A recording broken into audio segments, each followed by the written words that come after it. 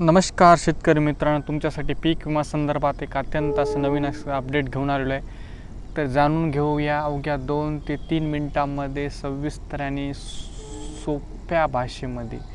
चला तर मित्रांनो, बऱ्याच शेतकऱ्यांनी प्रधानमंत्री पीक योजनेमध्ये समावेश जवळपास 80 ते 90% शेतकऱ्यांचा असतो आणि नेमकं त्यातले त्यात बऱ्याच शेतकऱ्यांना पीक विमा कंपनीला क्लेम दाखवता येत नाहीत, कारण बऱ्याच अडचणी आहेत. त्याच्यात मोबाईलच्या अडचणी आहेत, त्यांना ते ॲप वगैरे चालवता येत नाहीत, ती अडचणी आहेत आणि बऱ्याच शेतकऱ्यांना थोडं लक्षात येत नाही. त्यामुळे बऱ्याच शेतकऱ्याचे क्लेम तसेच राहून जातात आणि तुम्ही तर पाहतच आहात, 2-3 वर्षापासून जे शेतकरी क्लेम करीत आहेत अशाच शेतकऱ्यांना पीक विमा लागू होतो आणि त्यांच्या अकाउंटवर पैसे येतात. आणि जे राहिलेले ज्यांना क्लेम वगैरे करता येत नाही त्यांना पीक विमा बी येत नाही आणि काही नाही, ते असे मागं राहतात शेतकरी. नेमकं कशा पद्धतीमध्ये आपण जास्तीत जास्त क्लेम केले पाहिजे आणि जास्तीत जास्त या योजनेचा आपण लाभ घेतला पाहिजे. तर मित्रांनो, ज्यांनी यावर्षी खरीप 2024 रोजी सोयाबीनचा जे पीक विमा भरला होता त्या संदर्भामध्ये सांगायचं झालं तर यावेळेसही जुलै-ऑगस्टमध्ये भरपूर मराठवाडा सोडून या ठिकाणी भरपूर पाऊस झाला आणि सप्टेंबरमध्ये टोटल मराठवाड्यामध्ये 1 सप्टेंबर, 2 सप्टेंबर आणि 3 सप्टेंबर 3 दिवशी लगातार मोठं पाणी झाल्यामुळे बरेच अतिवृष्टी झाली आणि बहुतांश मराठवाड्यातील टोटल जिल्ह्यामध्ये बहुतांश जास्तीत जास्त जिल्हे हे अतिवृष्टीमध्ये आलेले आहेत. आणि ह्या अतिवृष्टी जिल्ह्यामध्ये सध्या पीक विमा प्रतिनिधी जिल्ह्यामध्ये तक्रारी घेऊन पंचनामा करत आहेत आणि त्यांच्यासोबत कृषी सहाय्यक, तलाठी आणि विमा प्रतिनिधी असे 3 मिळून एक सामूहिक पंचनामे सध्या चालू आहेत. आणि बऱ्याच शेतकऱ्यांच्या लक्षात येत आहे की आम्ही तर क्लेम केलेले होते, पण आमच्या शेतामध्ये तक्रार केली होती आम्ही, पण आमच्या शेतीचा पंचनामा झाला नाही.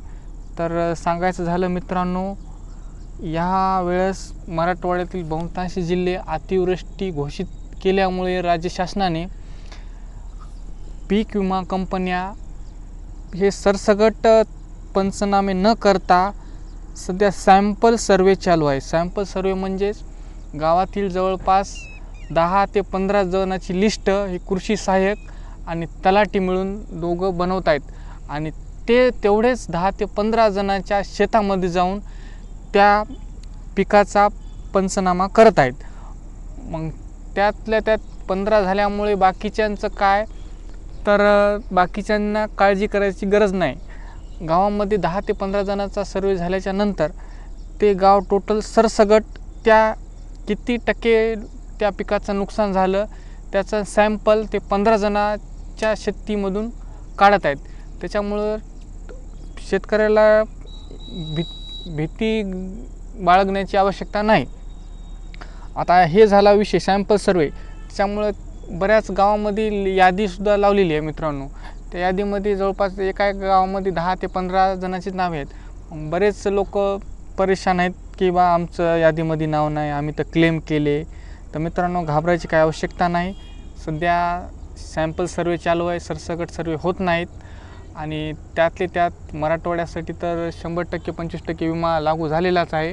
आता प्रश्न, हे जे सर्वे चालू आहे हे 75% अतिरिक्तचा जे विमा आपल्याला नंतर मिळणार आहे दिवाळीनंतर, हे त्याच्यासाठी आहे. हे पंचनामे चालू आहेत आणि जवळपास 50% पंचनामे पूर्ण झालेले आहेत आणि बाकीचे 50% जे राहिलेले आहेत ते होणार आहेत. तर मित्रांनो, काळजी करू नका. यावर्षी 100% तुम्हाला खरीप 2024चा 75% पीक विमा येणार आहे. आणि त्यातल्या त्यात महाराष्ट्र शासनामध्ये सध्या विधानसभेची निवडणूक असल्यामुळे शासनसुद्धा या गोष्टीकडे लक्ष देऊन आहे आणि यात शासनाचा कसा जास्तीत जास्त फायदा होईल हे शासन डोळ्यासमोर ठेवून कार्यरत करत आहे. आणि येणाऱ्या आता प्रश्न खूप राहिलेत की 2023चा सुद्धा पीक विमा आपल्याला बरेच क्लेमवालेसुद्धा यावर्षी रखडलेले आहेत, पण त्यांचासुद्धा जास्तीत जास्त प्रयत्न चालू आहे. कृषी मंत्री धनंजय मुंडे हे महाराष्ट्र राज्य शासन हे सुद्धा खूप पीक विमा संदर्भामध्ये खूप लक्ष ठेवून आहेत आणि होईल तेवढं जास्तीत जास्त 23चे बी बरेच जे शेतकरी जे क्लेम केलेले आहेत त्यांनासुद्धा विमा मिळणार आहे.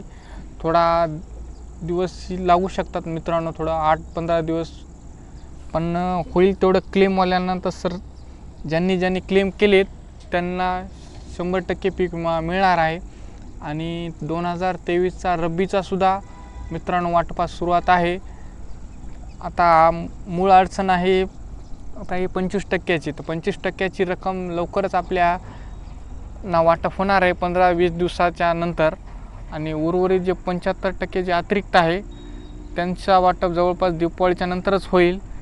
तर एवढी अशी तुमच्यापर्यंत माहिती घेऊन आलेलो आहे, त्याच्यामुळं काळजी करायचं काही आवश्यकता नाही. नंतर भेटूया मित्रांनो, तोपर्यंत धन्यवाद.